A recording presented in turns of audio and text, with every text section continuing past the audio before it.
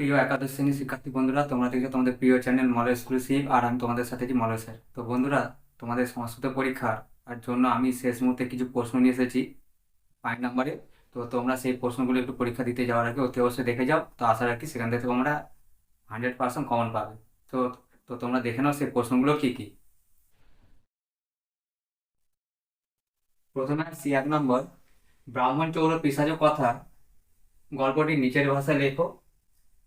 অথবা প্রশ্নটা তোমাদের এইভাবে দিতে পারে, সত্র বহপি হিতায় বলে। এই লাইনটা তুলে তোমরা দিতে পারে যে এটির তাৎপর্য লেখো। অথবা ব্রাহ্মণ চৌর পিশাচের কথা গল্পটির নামকরণের সার্থকতা বিচার করো। এখান থেকে তোমরা এই 3টে প্রশ্ন একটিকে যদি ঠিকমতো করতে পারো রেডি করে, তাহলে তোমাদের প্রশ্নটা কেন দিয়ে তোমরা কমন পাবে। 2 নম্বর আসছি, 10 অবতার শ্লোকটির সারসংক্ষেপ নিজের ভাষায় লেখো। অথবা তোমাদের প্রশ্নটা এইভাবে দিতে পারে, যে কোনো 5টি অবতার সম্পর্কে আলোচনা করো।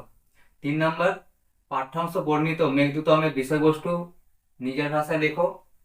4 নম্বর, পাঠ্যাংশ পাঠ্যাংশ অবলম্বনে বিরোহী যক্ষের বর্ণনা দাও। 5 নম্বর, মেঘকে দূত হিসাবে নির্বাচন করার জন্য মেঘের প্রতি যক্ষের আবেদন বর্ণনা করো। এবার আসছি 6 নম্বর, 10 কুমার চরিতম পাঠ্যাংশ অবলম্বনে মগধরাজ রাজহংসের নগরী পুষ্পপুরীর বর্ণনা দাও।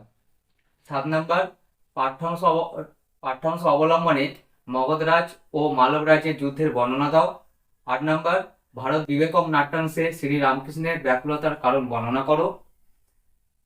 9 নম্বর, গহনা খলু মহতাং চিত্তবৃত্তি, এখানে বক্তাকে প্রসঙ্গটি ব্যাখ্যা করে আলোচনা করো।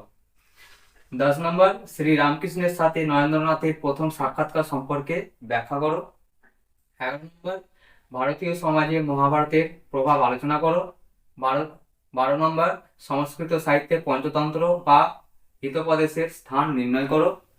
13 নম্বর, জগত শত শত ক্লেশা মম হৃদয় বিদারয়ন্তী, এখানে বক্তা কিভাবে জগতের শত শত দুঃখ ভুলিয়ে দিতে চান তার নিজের ভাষায় লেখো।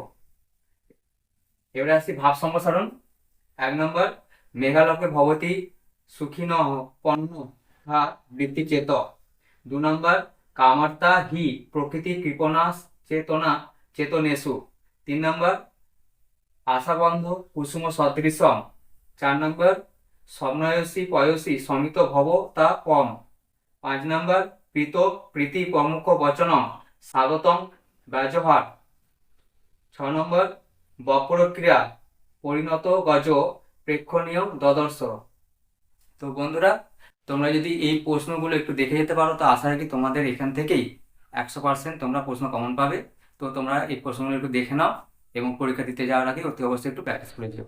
তো প্রশ্নগুলো দেখে নাও।